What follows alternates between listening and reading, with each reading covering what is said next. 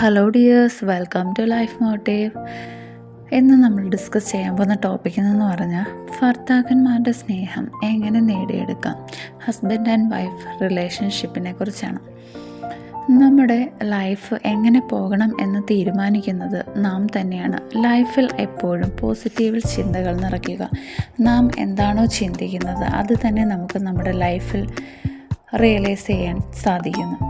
എപ്പോഴും husband and wife bond വളരെ പ്രധാനമാണ്. നമ്മുടെ ലൈഫിൽ എന്തൊക്കെ പ്രശ്നങ്ങൾ വന്നാലും കൂടെ നിൽക്കാൻ നമ്മുടെ ഹസ്ബൻഡ് മാത്രമേ കാണുള്ളൂ എന്നുള്ളൊരു വിചാരം നമ്മുടെ മൈൻഡിൽ എപ്പോഴും ഉണ്ടാകണം.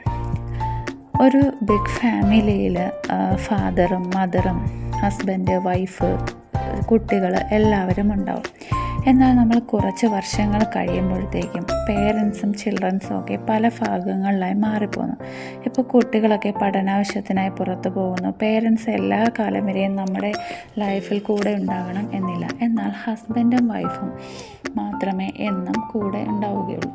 അത് മാരേജ് കഴിഞ്ഞ ഉടനെ തന്നെ നമുക്ക് മനസ്സിലാക്കാൻ സാധിക്കുകയില്ല. ഒരു 5-6 വർഷത്തിന് ശേഷമായിരിക്കും നമ്മളത് മനസ്സിലാക്കുന്നത്. നിങ്ങളുടെ ഹസ്ബൻഡ് നിങ്ങളെ ഇഷ്ടപ്പെടാനായിട്ട് എല്ലാവരോടും നല്ല രീതിയിൽ പെരുമാറുക. ഹസ്ബൻഡിൻ്റെ വീട്ടുകാരോടും റിലേറ്റീവ്സിനോടൊപ്പം എല്ലാം ആത്മാർത്ഥമായി തന്നെ സഹകരിക്കുക.